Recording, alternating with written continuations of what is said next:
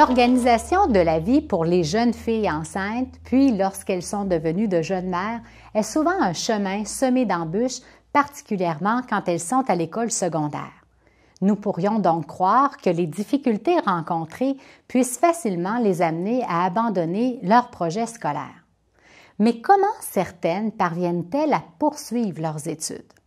Il faut savoir que leur persévérance scolaire est conditionnée par plusieurs facteurs, dont la volonté d'acquérir une autonomie financière, la capacité de se fixer des objectifs réalistes, la révision de l'importance qu'elles accordent aux différentes dimensions de leur vie et le soutien des parents, du conjoint, des services sociaux et de santé, des organismes communautaires et des établissements scolaires. En ce qui concerne les établissements scolaires, il semble que les formes de soutien qu'ils offrent soient inégales et qu'elles varient selon la capacité des jeunes femmes enceintes à négocier leur place à l'école.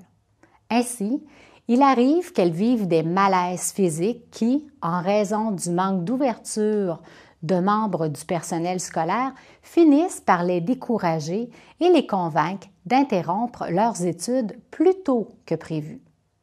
Il apparaît donc important que les établissements prévoient l'adoption et la mise en place de mesures visant à favoriser le plus longtemps possible le maintien à l'école des jeunes filles qui désirent y rester et à faciliter leur retour après l'accouchement.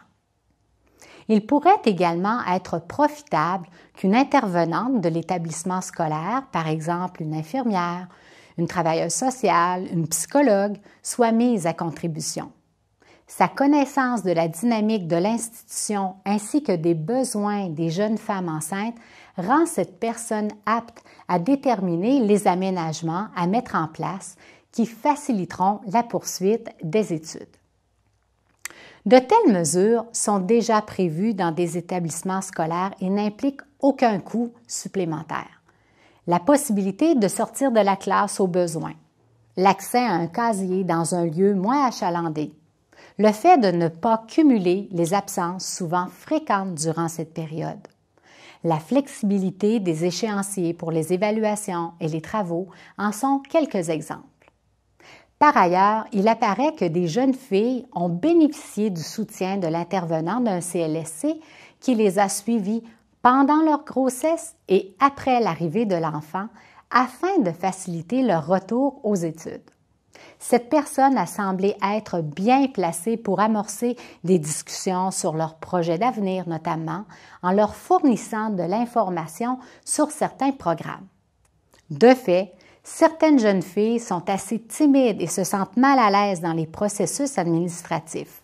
Elles ont besoin d'aide pour obtenir les renseignements nécessaires et comprendre l'ensemble des étapes à franchir.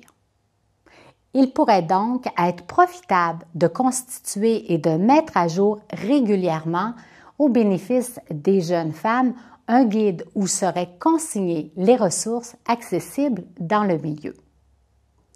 Ainsi, il semble que le traitement réservé aux jeunes filles enceintes varie selon les établissements scolaires et dépend encore en grande partie de l'ouverture du personnel enseignant et des membres de la direction à les accommoder, afin de favoriser leur maintien le plus longtemps possible à l'école ainsi que leur retour aux études. Or, pour réussir l'implantation de telles mesures, il apparaît nécessaire tout d'abord de mieux connaître les représentations qui sont véhiculées à leur propos, de se questionner et de prendre le temps de redéfinir la place que les principaux acteurs, en particulier ceux qui œuvrent dans les établissements d'enseignement secondaire, sont prêts à leur donner.